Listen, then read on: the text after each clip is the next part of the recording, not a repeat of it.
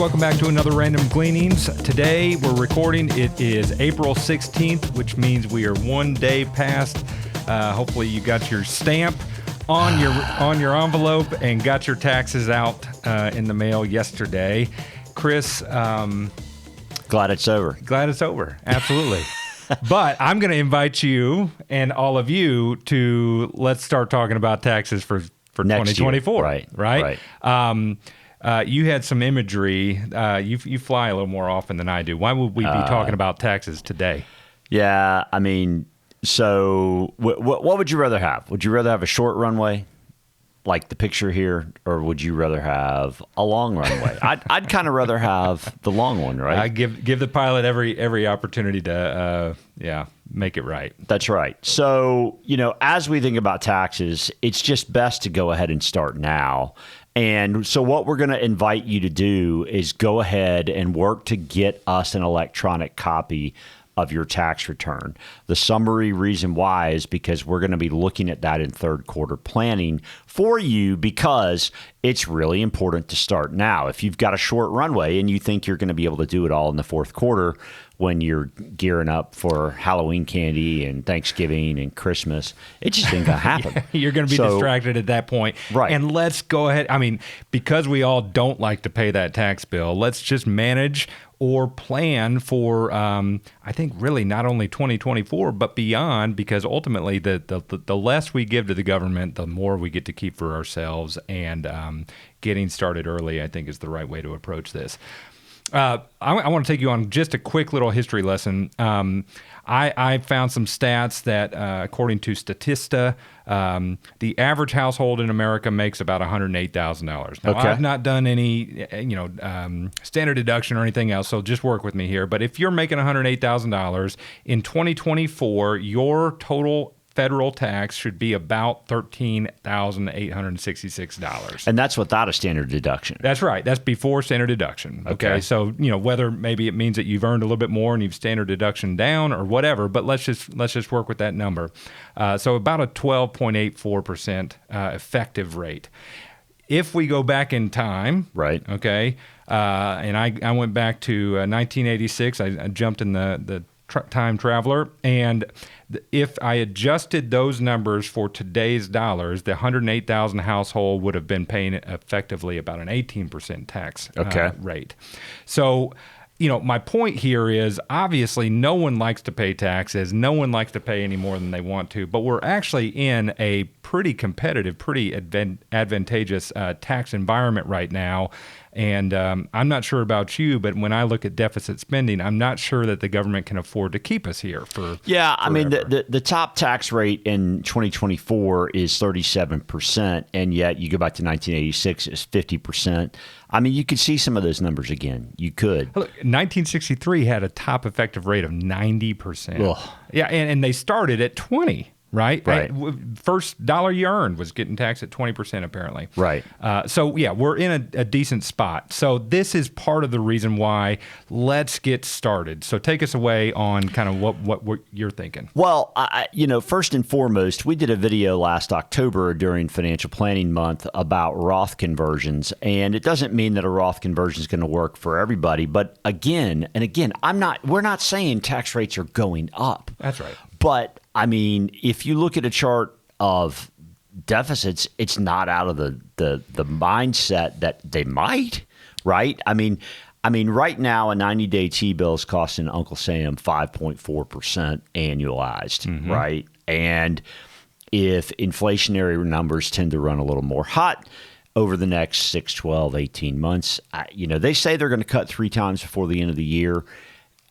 Man, it's from my perspective, those costs are there to Uncle Sam. The Roth either can help you if taxes go up, right? No guarantee, no promise, no expectation of that, right? They'll help you with an RMD, right?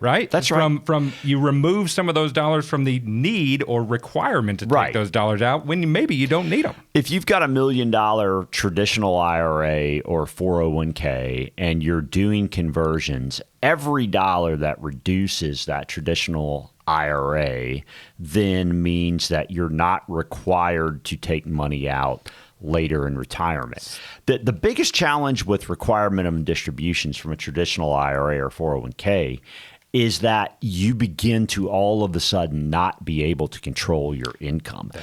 And if we're headed to a point where rates could, maybe, again, not trying to sound hyperbolic, but if rates are higher, well, then why not tax plan now? That's just right? it. That's right. So, I mean, one of the major notions of going ahead and getting us a copy of your tax return is that we can be working for our third quarter reviews on essentially getting bullet point items so that you've got a longer runway for planning. And of course, I mean, if there's something really big, we can point it out sooner rather than later. Absolutely. Which is good.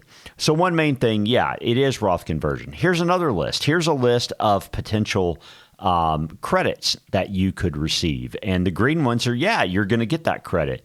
And the yellow ones are, hey, you're in phase out. The red ones are, hey, you're not going to get that credit. Of course, right? that's based on an income that was input for this example. Right. That's right. That's exactly right. And Jesse, this graphic kind of gets to that point. I mean, tax deferral doesn't last forever. I mean, if you have an RMD and you have to start taking your required minimum distribution, then ultimately you're going to lose control of that taxation. And by the way, Secure 2.0 did change those numbers a little bit. You've got on the screen right now year of birth. If you're 1960 or later, then you're going to have to start taking required minimum distributions at 75. Normally, that starts at about 3.6% of the balance. Yeah, that's what I was going to say. I think you're exactly right about that. And I've done a couple plans here just recently where their reliable income, whether it be Social Security or their pensions or rental income, is generated enough income that they don't intend to expect to need any of their RMDs. Right. In the first year, right? Much less as that RMD continues to climb. So this is what we're talking about and why it's important for you to bring that information to us so that we can help at least model that out for you, right? And show you maybe some of the advantages that you can take now to benefit you down the road. And there are other ones like, loss carry forwards, dealing with, net investment income tax. I mean, are you paying more than you should be, right? I mean, all these things have to be looked at. They're little nuggets, little things in the tax code that, will increase you by 0.9% or 3.8%. I mean, they matter. So why not look pretty heavily at them? Absolutely. Well, that's all we've got for today. Have you been watching anything? Continue to watch Tokyo Vice. Okay. Really I shared this with Chris already, but I have to promote Invest Like the Best, which we both listened to. Yeah. Ken Langone episode. I'll put a link up for that. But just an excellent storyteller, one of the founders of Home Depot. Just a fantastic listen there. It's probably worth looking at Wikipedia and Ken Langone first, just kind of briefly read about his, his history, because it'll help with some context and stories as he goes. But it's super good. Super Very good. So, well, listen, thank you all for watching today. With the importance of tax, maybe it's important to you. It's probably important to a friend or a family member as well. So pass it along. We're happy to do this kind of review for somebody else as well. But we certainly want to get it done for you, our client. So let's get going. Talk to you soon.